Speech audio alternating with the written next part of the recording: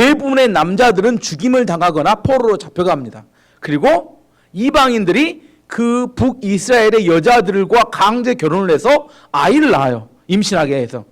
그래서 새로운 혼혈 민족이 탄생하는데 누구예요 그게? 그게 사마리아인들입니다. 그래서 북이스라엘은 사라져버렸어요. 종족이 바뀌어버린 겁니다. 대가 끊겨버렸어요. 그리고 새로운 사마리아인들이 북이스라엘 땅에 살게 되었습니다. 그래서 대가 끊겨버렸기 때문에 나중에 힘이 약했던 지파들은 족보를 찾아보기 어려운 그런 지경에 이르게 된 겁니다. 저 때가 바로 한 300년, 400년 후에 저 북이스라엘이 망하고 난 다음에 300년, 400년 후에 있었던 일입니다. 인간적으로 봤을 때 부강하고 잘 살고 능력이 있고 이게 나중에 하나님을 떠나게 되면 나만 아는 게 없이 되어 버리더라는 겁니다. 문학작품 하나를 소개하면 그 마가렛 미첼이라는 사람이 썼던 여자분이죠. 이렇게 바람과 함께 사라지자. 예. 영어로는 Gone with Wind인데 바람과 함께 싹 없어져 버렸다 그 이야기인데 내용이 이런 겁니다. 소설의 시작에는 미국의 남북전쟁 일어나기 전에 엄청 풍요로웠던 남부를 보여줘요. 남부가 얼마나 그 당시에 풍요로웠냐면 친척이 친척집에 이렇게 놀러 가잖아요. 보통 1년, 2년씩 놀러 갑니다. 왜냐하면 그때 당시 흑인들이 농장의 일을 대부분 해줬고 집안의 모든 일을 흑인들이 해줬기 때문에 그들은 그 풍요로운 풍요 속에서 할 일이 없었어요. 그래서 매주 집집마다 돌아다니면서 파티하는 게 일이었습니다. 그 주인공이었던 스칼렛 오하라죠. 스칼렛은 그 파티 갈 때마다 수많은 잘생긴 남부의 남자들이 청혼을 해요. 정말 인기 최고였고 행복한 나날을 보냅니다. 근데 변화는 뭐였어요? 남북전쟁이 터지면서 그렇게 잘생겼던 남부의 그 남자들이 전쟁에 나가 다 죽어서 사라져 버립니다. 그리고 농장은 완전히 폐허가 돼 버리죠. 그리고 난 다음에 그들이 누렸던 모든 행복과 자부심과 그 이렇게 풍요로움이 싹 사라져 버렸습니다. 그래서 제목이 바람과 함께 사라지다가 되는 겁니다. 1부 끝에 1, 2부가 나눠져 있는데 1부 끝에 스칼렛이 그 농장, 폐허가 된 농장을 보면서 울부짖는 이야기가 나오죠. 유명한 이야기죠. 또 내일은 뭐가 떠오른다고요? 내일의 태양이 떠오른다. 하고 이렇게 1부가 끝나고 2부 때 이 스칼렛이 그 다 폐허가 된 그 농장을 뭔가 역경과 어려움 속에서 다시 일으켜 세우는 그런 이야기가 바람과 함께 사라지다의 전체 이야기입니다. 지금 유대인들이 기대감을 가지고 바벨론에 돌아왔어요. 바벨론 돌아왔는데 예루살렘 딱 봤는데 꼭 바람과 함께 사라지다가 똑같습니다. 예루살렘은 거대한 쓰레기 더미 같은 그런 완전히 황폐한 무너진 땅이 되고 있었습니다. 어디서부터 어떻게 손을 대야 될지 전혀 알 수 없는 상황이었어요. 그때 에스라가 뭐예요? 그때 에스라가 이스라엘 역사와 족보를 살펴보면서 이 민족이 왜 이렇게 되었는지를 살펴보고 역대상하를 기술하기 시작합니다. 어떤 한 국가든지 어떤 한 민족이든지 어떤 한 가족이든지 큰 부흥이 있기 전에 반드시 있어야 되는 게 영적인 부흥이 먼저 선행되어야 합니다. 정신이 깨어나고 살아나게 되면 나중에 후에 반드시 부흥은 따라오게 되는데 정신이 깨어나지 못하고 살아나지 못하면 그런 부흥은 오기 어렵습니다. 그래서 에스라가 하기를 원했던 건 뭐냐면 왜 이 민족이 그렇게 축복받았던 솔로몬과 다윗 시대가 있었던 이 민족이 그렇게 비참하고 처참하게 무너지게 되었는지 원인을 알기 원했다는 겁니다. 지금 현재 잘 사느냐 못 사느냐 이것보다 훨씬 중요한 것은 정신이 살아있느냐 그들 마음 가운데 뜨거운 열정이 있느냐 이게 훨씬 더 중요합니다. 오늘 8개 지파 중에 제가 다른 지파들은 대부분 이렇게 소개할 게 없고 3개 지파만 대표로 소개를 하려고 합니다. 첫 번째 사라져버린 지파 중에서 단 지파를 소개하려면 이름이 이건 거예요. 사라져버린 단 지파입니다. 단 지파는 왜 사라졌을까? 단 지파는 지난주에도 살펴봤습니다. 사사기 18장에 보면 단 지파는 우상 숭배의 지파가 되었다 그렇게 말씀드렸어요. 단 지파는 하나님이 원래 분배해줬던 땅이 있었어요. 근데 그 땅을 버리고 새로운 땅을 찾아서 북쪽으로 이주하게 됩니다. 지도 한번 봐보시면 이 표시되어 있는데 원래 단 지파의 땅이 여기입니다. 베냐민 지파와 유다 지파 사이에 이 지역인데 여기서 쭉 올라가서 북쪽 끝허리로 올라갑니다. 그쪽 끝으로 올라갑니다. 단지파가 이동을 해요. 왜 이동을 하냐면 자기들의 땅에 마음에 안 들었어요. 그래서 마음에 드는 땅을 찾아서 이주하려고 이주하고 갑니다. 이주를 하다가 중간에 어떤 집을 만나게 되냐면 미가라는 집을 만나게 되는데 미가 집에 은으로 만들어 놓은 우상이 있는 걸 봤어요. 그것이 너무 좋아 보였나 봐요. 우상을 섬기고 있는 제사장이 있었는데 그게 누구라 했어요? 지난주에 모세의 손자였던 요나단이라는 사람이 그걸 섬기고 있었어요. 그래서 단지파가 이동하다가 그 미가의 집에서 그 우상을 빼앗고 우상을 섬기는 제사장에게 계약을 맺죠. 네가 이 집에서 제사장을 하는 것과 한 지파의 제사장을 하는 게 어느 게 낫겠느냐 해서 그러면 한 지파의 제사장으로 그 레위 사람 요나단이 가게 됩니다. 그래서 그 이동하는 중에 뭐가 되냐면 우상을 그 민족의 그 지파의 하나님으로 모시게 되고 그다음에 그 우상의 제사장을 임명하게 됩니다. 하나님이 이렇게 하신 게 아니라 자기들의 임의대로 어떻게 해요? 자기들의 임의대로 그렇게 했습니다. 이스라엘 땅을 이야기할 때 이스라엘 땅은 맨 북쪽 끝을 단이라고 합니다. 단지파의 단. 우리나라는 북쪽에서 남쪽까지라고 하면 이렇게 이야기하죠. 백두에서 한라까지. 근데 이스라엘 땅에서는 북쪽에서 남쪽까지 뭐라고 하냐면 단에서 브엘세바까지 이렇게 이야기합니다. 단은 북쪽으로 이주해서 북쪽에 있었습니다. 여로보암이 북이스라엘을 독립하고 난 다음에 10개 지파와 함께 그러고 나서 백성들이 예루살렘 가서 제사 지내는 게 매우 마음에 안 들었어요. 그래서 북이스라엘 땅에 두 곳에 지정해서 금송아지 우상을 만듭니다. 어디 만들었어요? 베델과 단에 만듭니다. 단. 아까 말한 북쪽 끝 단에. 그래서 단하면 모든 이스라엘 사람들 어떻게 생각하냐면 우상 숭배를 상징하는 그런 곳이 단이었어요. 단에 가면 금송아지 우상도 있었고 그들 지파가 원래 만든 우상도 있었고 나중에 예수님 시절엔 거기 가면 수많은 로마의 황제 가이사라 빌립보가 사실 그 지역입니다. 가보면 아무튼 우상과 토굴 안에 수많은 우상들을 섬기는 자리 그 자리가 단이 됐는데 하나님께서 우상 숭배를 상징하고 우상 숭배했던 단지파를 하나님이 없애버리신 겁니다. 이게 바로 심판입니다. 단지파가 없어진 이유 이런 겁니다.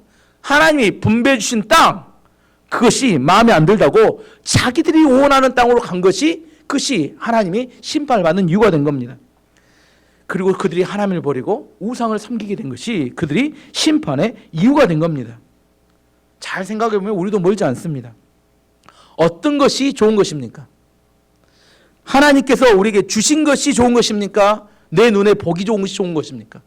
어느 게 좋은 거예요? 하나님이 주신 겁니다. 하나님이 허락하신 아내가 좋은 거지 이웃집 아줌마가 좋은 게 아니죠. 하나님 허락하신 아내가 좋은 겁니다. 하나님 허락하신 자녀, 하나님 허락하신 직장, 하나님 허락하신 교회 이게 중요하고 좋은 겁니다. 자기 눈에 좋은 것을 쫓아다니면 단지파처럼 된다는 겁니다. 어떤 사람은 보면 단냄새가 나네. 좋은 이야기 아닙니다. 달다는 이야기가 아니라 뭔가 자기 눈에 좋은 것을 쫓아다니는 사람이다. 뭔가 자기 계획이 있어서 이 단냄새가 난다. 단지파의 냄새가 난다. 이렇게 표현할 수 있습니다. 첫 번째 단지파는 그랬기 때문에 사라져버렸습니다. 두 번째 지파는 에브라임 지파인데 에브라임 지파의 그 별명이 이런 겁니다. 축복을 머물게 하는 것을 실패한 지파. 원래는 어마어마한 축복을 받았는데 축복을 머물게 하는 것을 실패합니다. 에브라임 지파는 북 10개의 지파 중에 대표하는 지파였고 가장 강력한 지파였습니다. 그래서 12개 지파에서 1등이 유다 지파라면 2등은 에브라임 지파 이렇게 이야기합니다. 그래서 이스라엘에서 유다와 에브라임 이렇게 하면 남유다와 북이스라엘을 합쳐서 부르는 겁니다. 에브라임아 이렇게 이야기하면 북이스라엘을 이야기할 때 에브라임을 대표해서 이야기하는 겁니다. 근데 오늘 기록된 오늘 역대상 7장에는 10개 절밖에 묘사하지 않습니다. 족보를 다 이야기하는데 10개 절밖에 이야기하지 않아요. 이 양의 의미가 있는 겁니다. 유다 지파는 3장에 걸쳐서 설명합니다.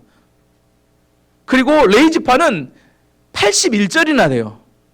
그리고 8장에 나오는 베냐민 지파는 앞에 7장에 설명하다가 부족해서 8장에 40절에 걸쳐서 다시 족보를 설명합니다. 근데 그렇게 강력했던 지파였던 에브라임은 몇 절이라고요? 10절만 소개한다는 것은 이것은 수치를 말하는 겁니다. 에브라임에 대해서 좀 더 설명해 보면 에브라임이 누구입니까? 에브라임은 요셉의 둘째 아들입니다. 첫 번째 아들은 아닙니다. 요셉의 둘째 아들입니다. 야곱이 요셉 12아들들을 불러서 축복할 때 요셉을 먼저 불렀어요. 그러면 이야기합니다. 요셉이 이스라엘 지파 중에서 어느 지파가 장자 지파라겠어요. 여기 2장에 나왔죠. 장자 지파가 어디였어요? 요셉이라고 이야기 벌써 잊어버렸나요? 예, 요셉이 장자 지파였습니다. 여기 나온 이야기입니다. 제가 지금 설교했습니다.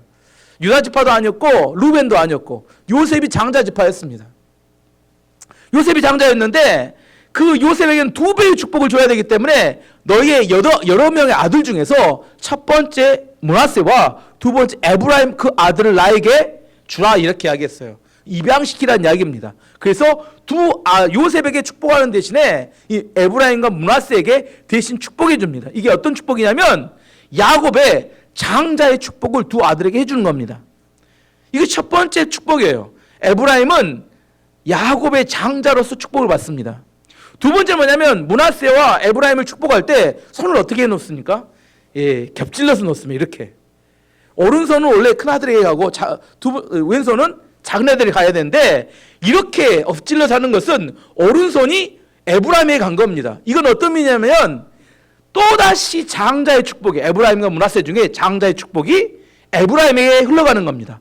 아버지가 장자인데 그 아들도 장자예요. 에브라임이 장자입니다. 그래서 장손의 축복이 흘러가는 겁니다. 이게 2중 3중의 축복을 타고난 겁니다. 에브라임이 잘해서 그런 건가요? 에브라임 자기 한 것이 하나도 없어요.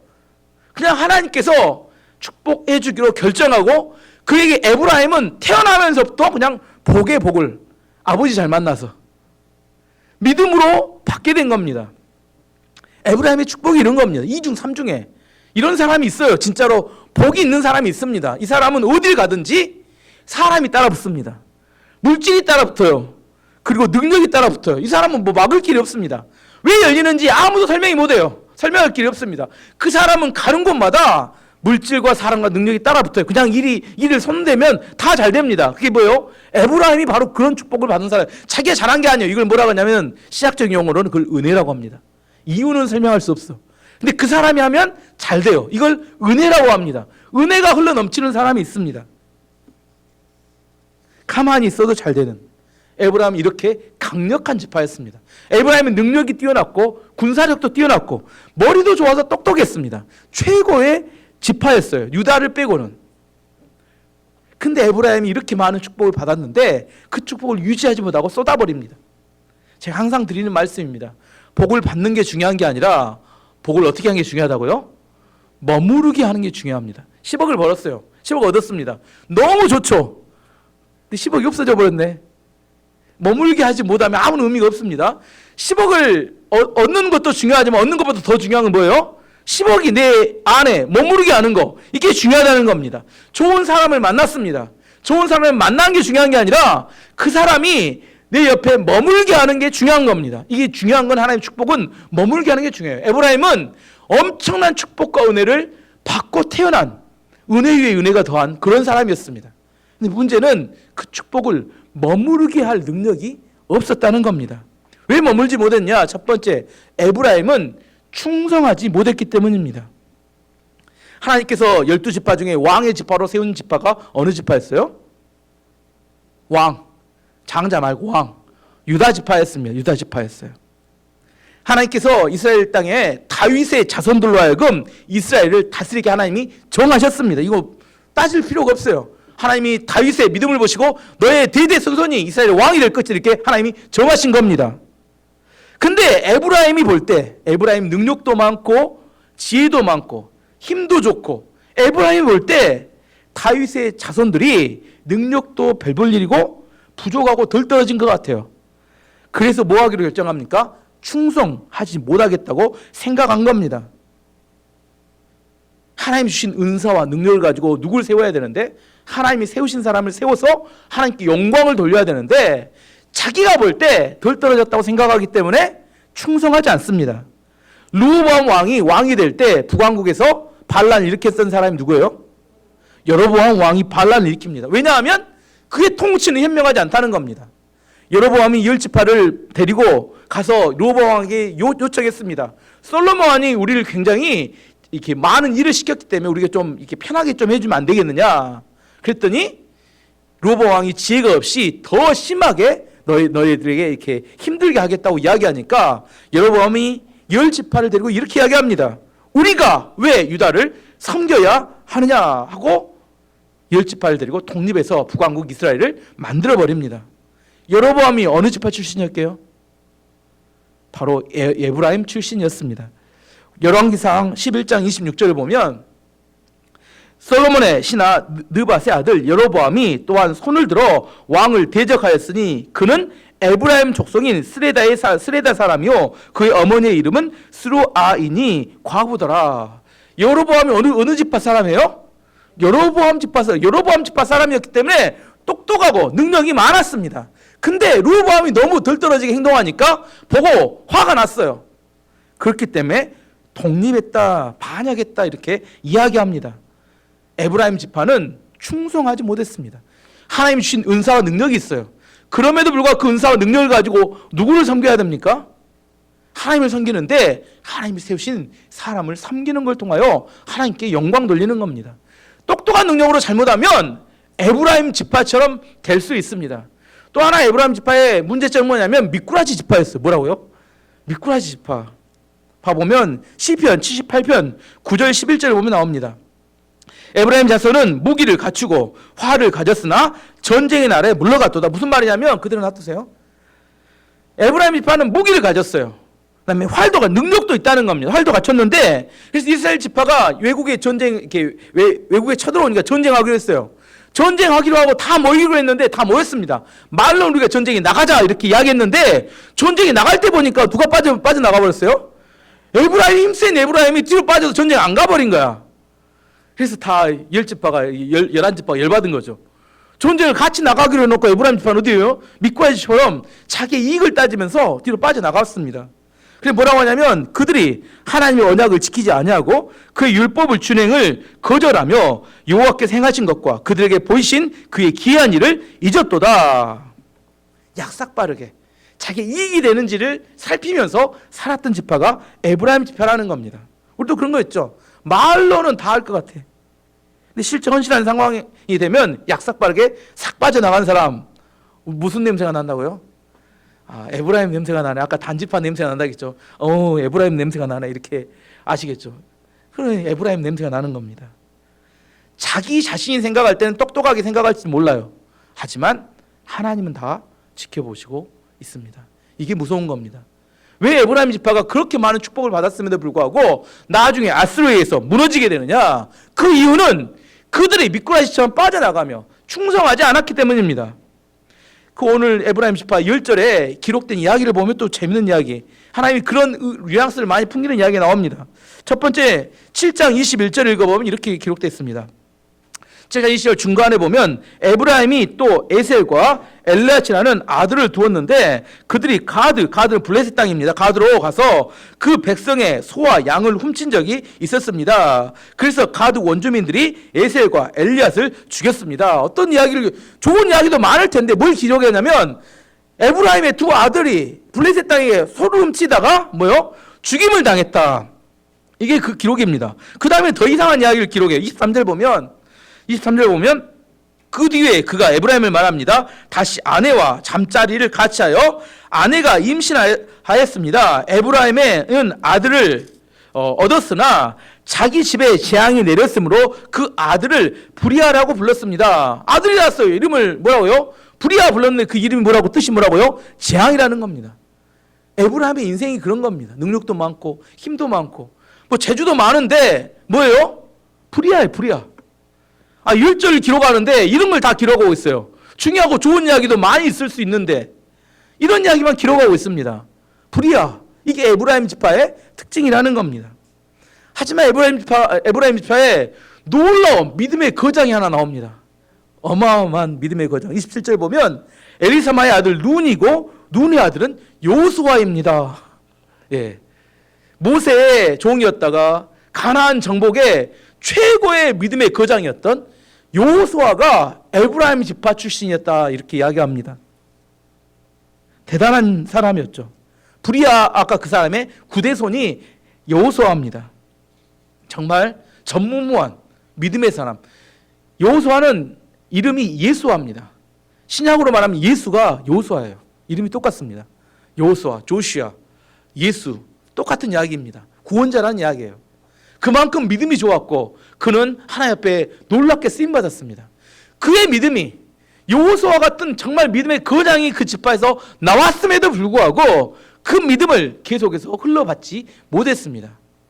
여호수아가 죽고 난 다음에 이스라엘이 타락할 때 그 이야기를 자세히 기록합니다. 그 이야기가 사사기 2장 7절에서 15절까지 기록하는데 읽어보면 이렇습니다.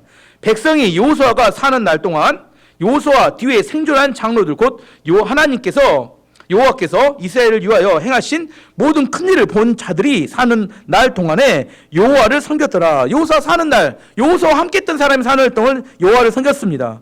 여호와의 종 눈의 아들 여호수아가 110세에 죽음에 무리가 그의 기업의 경내 에브라임 산지 가스산 북쪽 딥낫 헤레스에 장사였고 그 세대의 사람도 다 그 조상에게 돌아갔고 그 다음 문제예요. 그 후에 일어나는 다른 세대는 여호와를 알지 못하며 여호와께서 이스라엘을 위하여 행하신 일도 알지 못하였더라. 여호수아 때까지는 하나님을 너무 잘 섬겼고 축복을 받았는데 문제는 여호수아 다음 때부터는 하나님이 하신 일이 하나님 누군지도 잘 몰랐다는 겁니다. 지금 뭐가 잘못된 거예요? 신앙의 전수가 잘못된 겁니다. 자녀들을 신앙교육 시키지 않았다는 겁니다. 그 후에 읽어보면 이스라엘 자손이 여호와의 목전에 악을 행하여, 당연하죠. 하나님을 잘 모르니 악을 행하여 바알을 섬기며 애굽 땅에서 그들을 인도하여 내신 그들의 조상들의 하나님 여호와를 버리고 다른 신들 곧 그들의 주위에 있는 백성의 신들을 따라 그들에게 절하여 여호와를 진노하게 하였을 때 이제 하나님 열받으셨습니다. 그들을 진노하게 했으니까 곧 그들의 여호와를 버리고 바알과 아스타롯을 섬겼으므로 여호와께서 이스라엘에게 진노하사 노력하는 자의 손에 넘겨주사. 누가 넘겨줬어요? 이스라엘을 외적들에게 누가 넘겨줘요? 하나님이 직접 넘겨주셨습니다. 그들이 노력을 당하게 하시며 또 주위에 있는 모든 대적의 손에 팔아 넘기심에 그들이 다시는 대적을 당하지 못하였으며 대장이 너무 강성해. 왜 강성하냐면 하나님이 그들을 강성하게 하시고 이스라엘을 짓누르셨어요. 그래서 이기지 못하게 하시며 그들이 어디로 가든지 여호와의 손이 그들에게 재앙을 내리시니 누가 재앙을 내려요? 이스라엘에 대해서 하나님이 아버지가 되신 하나님이 재앙을 내린다는 거예요. 곧 여호와께서 말씀하신 것과 같고 여호와께서 그들에게 맹세하신 것과 같아서 그들의 괴로움이 심하였더라. 여호수아가 신앙의 전수를 못했기 때문에 그 다음 세대부터는 신앙의 붕괴가 찾아왔고 그들 대적들은 강해졌고 이스라엘을 끊임없이 괴롭히는 이유가 되었다는 겁니다. 여호수아의 실패의 원인은 뭐예요? 그는 믿음이 너무 좋은 사람이었습니다. 하지만 그대의 믿음을 그 자식대, 후대에 밀려주지 못했습니다. 누구도 그랬어요? 사무엘도 그랬습니다. 사무엘은 한 달이 건너떠서 전전했죠. 손자 때에서는 해만이라고 찬양 인도자가 됐습니다. 모세도 그랬죠. 잘 생각해 봐야 합니다. 에브라임은 약해서 망한 게 아니었습니다. 그들은 강했지만 그 강한 하나님의 은혜와 축복을 그것을 의지했기 때문입니다. 누구를 의지해야 되는데? 하나님을 의지해야 되는데 자신의 강한 능력과 힘을 의지했기 때문에 그들은 충성하지 않았고 하나님이 정해준 자를 충성하지 않았고 자신의 이익을 위해서 미꾸라지처럼 빠져나갔으며 후대의 신앙교육에 소홀했기 때문에 그 좋은 축복을 다 쏟아버리게 되었습니다. 결국 하나님이 아수르의 손에 의해서 무너지게 만들고 사라져버렸다. 이게 지금 에브라임을 통해서 우리에게 주시는 교훈입니다. 두 지파 했습니다. 자, 정리해보고 가겠습니다. 단지파는 왜 망했어요? 우상 숭배했고 지 마음대로 지들이 원하는 지 눈에 보기 좋은 대로 쫓아다녔고. 그럼 에브라임이 왜 망했어요? 세 가지였는데 첫 번째 충성하지 않았고 두 번째 자기의 이익을 따라 미꾸라지처럼 빠져나갔고 세 번째 신앙의 전수를 실패했기 때문이다. 세 번째 지파는 베냐민 지파입니다. 8장에 자세히 기록되어 있는데 이 지파는 또 완전히 망했다가 다시 부활한 지파입니다. 어떻게 했다고요? 완전히 망했습니다. 근데 다시 부활했어요. 베냐민은 12아들 중에 몇 번째였습니까? 12번째였습니다. 12번째. 야곱이 죽기 전에 베냐민을 축복할 때 이렇게 축복해 줍니다. 축복인지 저주인지 모르겠어요. 창세기 49장 27절 이렇게 나옵니다.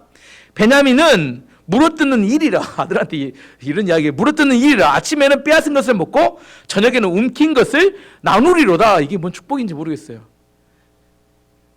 이게 뭐예요? 베냐민은 전형적인 막내의 기질을 타고난 사람입니다. 막내가 어때요? 형들이 11명인데 형들이 자꾸 쥐어박, 힘이 없으니까 쥐어박습니다. 그리고 뭐요? 때려. 그리고 약하니까 뺏겨요. 그리고 맨날 심부름 시켜. 그러면 막내는 어떻게 돼요? 점점 악바리로 변합니다. 우리 교회 제가 누구를 찾아볼까 했더니 성민이가 제일 많이 생각했어요. 어찌면 이렇게 맞을까? 맷집이 세요. 많이 두드려 맞아도 절대 기죽지 않습니다. 그리고 이기려고 몸부림을 칩니다. 제일 비슷하다 내 생각으로. 똑같다는 건 아닙니다. 하지만 제일 막내 기질이 다분히 나타나는 게 성민이 같다 그런 생각했습니다. 베냐민 지파는 원래 약한 지파였으면 막내였기 때문에. 근데 이게 악독했어요. 악바리 같은 성향이 나타납니다. 악독함과 악바리의 성향이 가장 잘 드러나는 모습이 나온 것이 사사기 19장과 21장 사이의 석장에 기록된 이야기입니다. 이스라엘의 아주 그 내용이 아주 해괴망측한 이야기가 발생합니다. 레위인이 원래 첩을 데리고 다니면 안 되는데 레위인이 첩이 있었어요. 아무튼 그 시대는 좀 이상한 시대입니다. 레위인이 첩을 데리고 공개적으로 여행을 다니고 있었는데 그때 하필 베냐민 지파의 땅에 머물게 되었어요. 어느 집에 들어갔는데 그 베냐민 지파의 불량배들이 그 집을 찾아와서 그 첩을 이뻤나 봐요. 내놓으라는 겁니다. 주인이 말립니다. 안 된다고. 그러면 안 된다고 이야기했는데 억지로 그 첩을 뺏어가서 저녁에 윤관을 합니다. 돌아가면서 성폭행을 해요. 너무 시달리다 보니까 그 여자가 죽어버립니다. 첩이 죽었습니다. 그 레인이 너무 열받아서 그 시신을 12토막을 냅니다. 그리고 각 지파에 한 토막씩을 보냅니다. 이것이 이스라엘 전체에 큰 이슈가 돼버렸어요. 센세이션한 빅뉴스가 돼버립니다. 그래서 11지파가 열받아가지고 모여서 지도자들이 그 불량배들 내놔라. 그들을 심판해야겠다 이렇게 하겠어요. 근데 문제가 여기서 발생합니다. 베냐민 지파는 못 내놓는다는 거예요. 이게 이제 문제입니다. 안 된다는 겁니다. 자기 지파 니가 왜 건드려? 이게 막내의 특성인데 왜 건드리냐고요. 그러니까 11지파가 열받아가지고 군대를 모집했습니다. 어마어마한 군대가 모였어요. 그래서 베냐민 지파도 군대를 모아갖고 전쟁을 했습니다. 누가 이겨요? 당연히 11지파가 이겨야 되는데 두 번이나 베냐민 지파가 이겨버립니다. 악발이라는 거 얘기했잖아요. 이게 웬만해서 지지 않습니다. 맷집이 세요. 두 번 이겨요. 그러니까 11지파가 완전히 뚜껑이 열려버립니다. 그래서 모든 전력을 다 불러가지고 총공격을 해버립니다. 정신줄 놓고 전쟁을 해버려요. 근데 이게 얼마나 쏟아부어버렸는지 남자 600명만 남고 어린아이부터 여자들까지 싹 죽어버립니다. 이게 큰 일이 나온 게 다 죽어버리고 600명이 도망가서 그 600명을 사는 게 보통 한 지파가 수만 명에 수십만 명이 되는데 그 사람을 다 죽여버린 거예요. 600명만 남았다는 소식을 그 11지파의 지도자들이 들었어요. 아, 이게 큰일 났다. 왜 큰일 났냐면 하나님께서 만들어 놓은 지파를 자기들이 아무리 죄를 지었다고 없애버리는 거, 이건 문제다. 이거 큰일 났다. 이런 생각을 했어요. 나중에 어떤 결정을 하냐면 그 600명을 보호하고 여자들을 구해줘야겠다. 그래서 여자들도 다 죽어서 없으니까 길앗 라베스에 있는 400명을 데려오고 또 이렇게 어디서 춤추는 여자들, 실로에서 춤추는 여자 200명을 채워서 600명의 여자를 구해다가 그들을 죽이지 않기로 하고 간신히 이렇게 베냐민 지파의 명령을 이어가게 합니다. 그 많은 지파가 몇 명 남았다고요? 600명 남고 완전 쫄딱 망해버렸습니다. 그 악독함과 그 악발의 근성 때문에. 그런데 이 지파가 다시 부활합니다. 지금 역대상의 족보 중에 길게 기록된 족보가 3개예요. 누구예요? 첫 번째 유다 지파, 그 다음 레위 지파, 베냐민 지파. 이 세 지파가 그때 당시에 주역이 되었고 나머지 지파는 다 쓰러져 버렸다는 겁니다. 이 베냐민 지파가 600명이 시작해서 다시 다른 지파보다 훨씬 더 강력한 지파로 변한 이유가 뭐냐? 2가지 이유인데 오늘 한 가지를 설명하고 다음 주 한 가지를 더 설명하려고 합니다. 오늘 한 가지는 뭐냐면 왜 그렇게 됐느냐? 이게 중요합니다. 줄을 잘 써서. 뭐라고요? 줄을 잘 썼습니다. 줄을 잘 써야 돼요. 이스라엘이 남북으로 나눠질 때 북쪽 10개 지파가 있고 남쪽에 2개 지파가 생겼습니다. 이 2개 지파에 유다 지파가 중심이고 또 한 개 지파가 뭐겠어요? 이게 바로 베냐민이었습니다. 베냐민 지파가 주로 어디로 섰어요? 유다 지파로 섭니다. 근데 이게 그 일상적이고 상식적인 일이 아니라는 걸 제가 설명해 드려볼게요.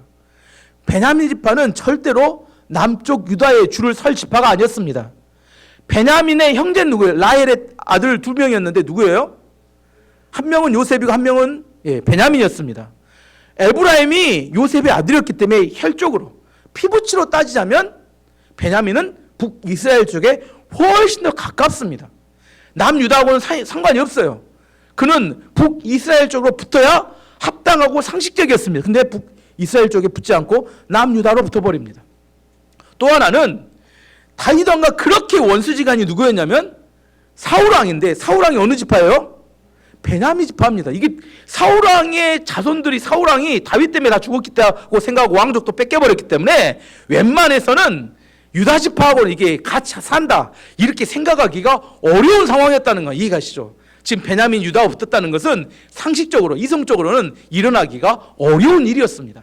근데 왜 베냐민이 남유다 쪽으로 붙어버렸을까?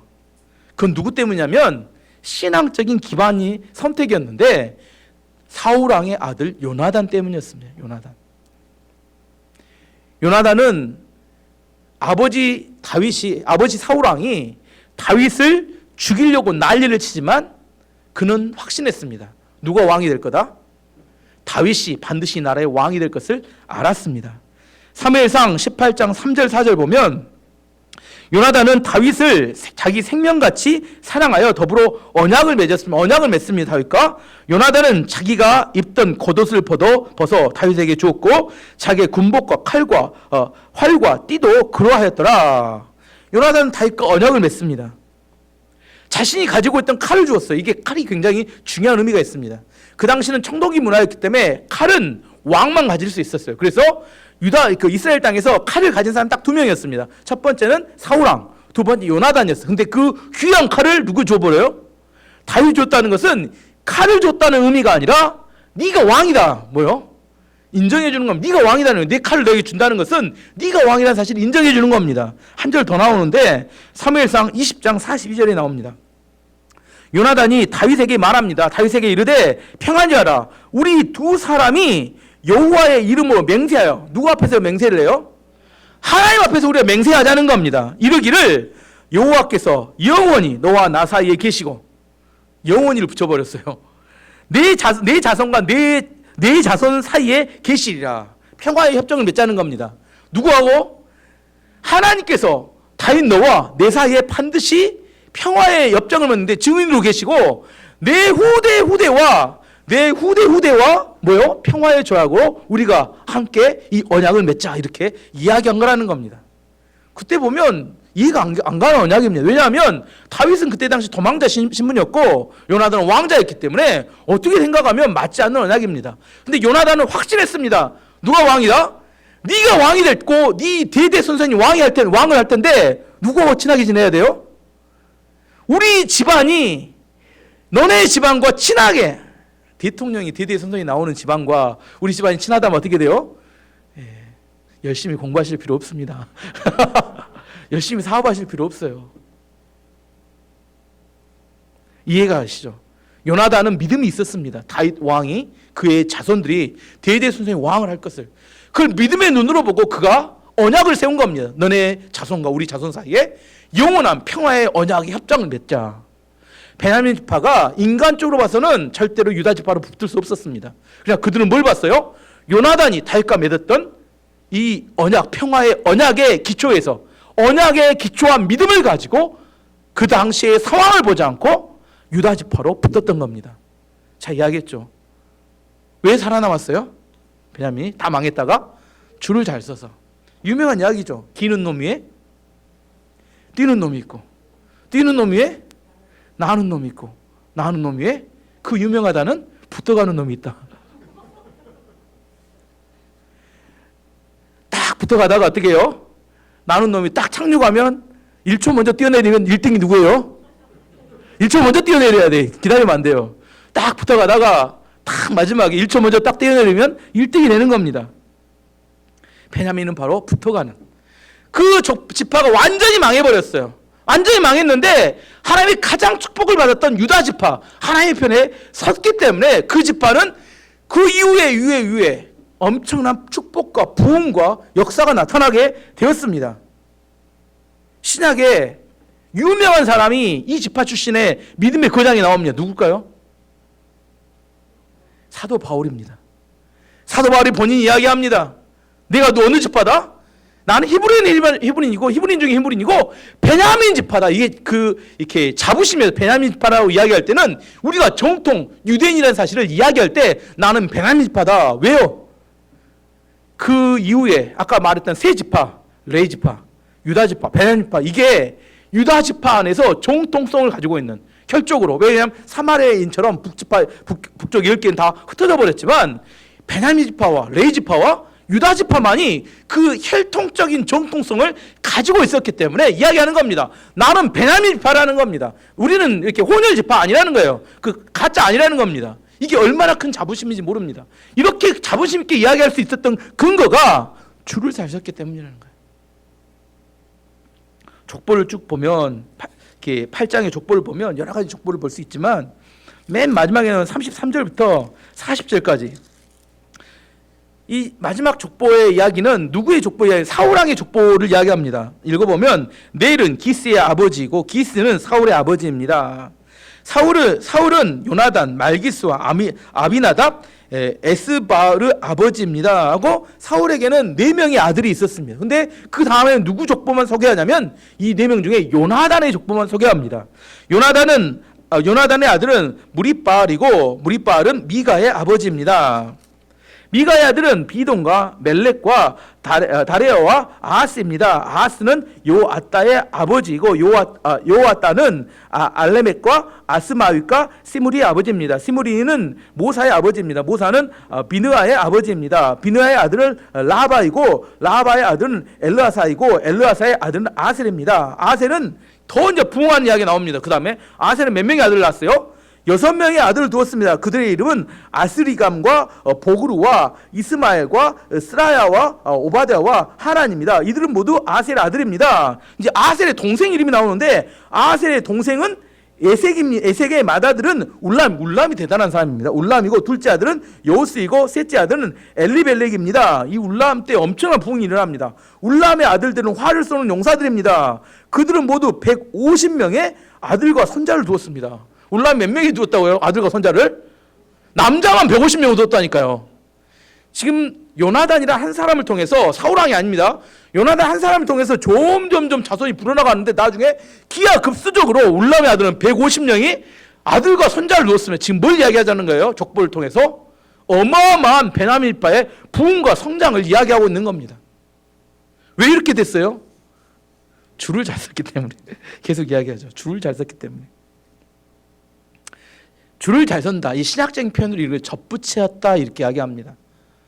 우리가 이방인이고 죄인이었지만 예수 그렇게 접붙여짐을 통하여 우리가 의인이 되고 축복의 사람이 되었다 그렇게 말씀드릴 수 있습니다. 똑똑하고 잘나고 이게 중요하지 않습니다. 에브라임 지파처럼 똑똑하고 잘났고 능력이 많았지만 그들은 반란함으로 무너졌고 충성하지 않으면 무너졌습니다. 하지만 베냐민은 다 무너진 지파였음에도 불구하고 하나님의 편에 서게 됨으로 다시 부흥하고 회복되는 놀라운 기적이 나타나게 되었습니다. 오늘 말씀의 결론을 맺어보도록 하겠습니다. 단지파는 왜 망했어요? 자기들 눈에 보기 좋은 대로 하나님이 주신 게 아니라 자기 눈에 보기 좋은 거 쫓아가다가 우상숭배에 집하게 됐기 때문에 완전히 사라져버렸습니다. 에브라임은 엄청난 축복을 받았습니다. 그럼에도 불구하고 그들은 충성하지 않았고 미꾸라지처럼 빠져다니니까 결국 그 축복을 담을 만한, 머물게 할 만한 능력이 없어서 망하게 되었습니다. 베냐민 지파는 처음에는 악독했고 악바리처럼 살다가 완전히 하나님의 심판에 망하고 망조가 났습니다. 그런데 그들이 뭘 붙들었어요? 요나단이 맺었던 그 언약을 붙들었습니다. 언약의 기초에서 그들이 헌신하고 그 판단하기 힘든 상황에서 언약을 기초로 해서 하나님의 편에 섰습니다. 이게 중요합니다. 여러분이 판단하기 힘들 때, 어느 편에 서야 될지 어려울 때 하나님 편에 서야 합니다. 하나님께서 그때 그걸 통하여 축복하시고 기름 부으시고 은혜를 베풀어 주십니다. NIBC 이야기했죠. 내가 아니라 예수로 사는 삶. 우리는 누구를 붙들어야 돼요? 예수 그리스도를 붙들어야 합니다. 그렇게 될 때 우리가 믿음의 명문가죠. 나 혼자 여호사처럼 그때만 잘하는 게 아니라 대대 선선히 가면 갈수록 더 많은 부흥과 자손이 늘어나고 축복된 은혜가 흘러넘치는 그런 전성기가 오는 그런 믿음의 세대가 여러분의 가정 가운데 이루어질 수 있습니다. 교회가 마찬가지입니다. 우리 세대 하나님 앞에 하나님께 헌신해서 잘하는 게 중요한 게 아닙니다. 지금 막 큰 교회들, 여러 많은 것들을 가지고 있는 교회들, 그게 중요하지 않아요. 한 세대, 두 세대 지나가면 금방 판도는 뒤집어집니다. 어느 교회가 살아남아요? 하나님 편에 서서 하나님 말씀이 살아있고 하나님 말씀을 우리 자녀들에게 전달해줬던 그 교회가 다시 역전하고 다시 이렇게 세워집니다. 아무리 큰 교회고 아무리 크다고 하는 그런 사람들도, 그런 가문들도 한 세대 두 세대 지나면 그들이 하나님 편에 서 있지 않으면 다 사라지고 없어집니다. 우리가 무엇을 붙들 것인가? 이 족보를 통해 우리는 분명히 알 수 있습니다. 시간이 지나고 때가 지나면 하나님을 붙든 그 사람과 그 가족과 그 교회와 그 시대는 하나님이 부흥하시고 하나님 반드시 그 가정을 통하여 그 사람을 통하여 일하시고 역사하십니다. 세상이 흘러가는 그런 조류나 그들의 이렇게 판단, 그들의 방향에 흔들리지 말아야 합니다. 우리가 무엇을 붙들어야 되고 무엇을 전달해 줘야 될지 언약이 있어야 합니다. 베냐민 편은 언약을 붙들었기 때문에 살아남은 겁니다. 사울 왕이란 인간적인 관계를 붙든 게 아니라 하나님이 주신 언약을 붙들었습니다. 우리가 하나님이 주신 우리에게 약속을 붙들어야 합니다. 2021년에도 여러분이 하나님의 약속을 붙들고 그것을 따라 하나님 편에 서게 됨을 통하여 축복과 은혜가 흘러넘치는 한 해가 되기를 축원합니다. 시간 갖지 않게 기도하겠습니다.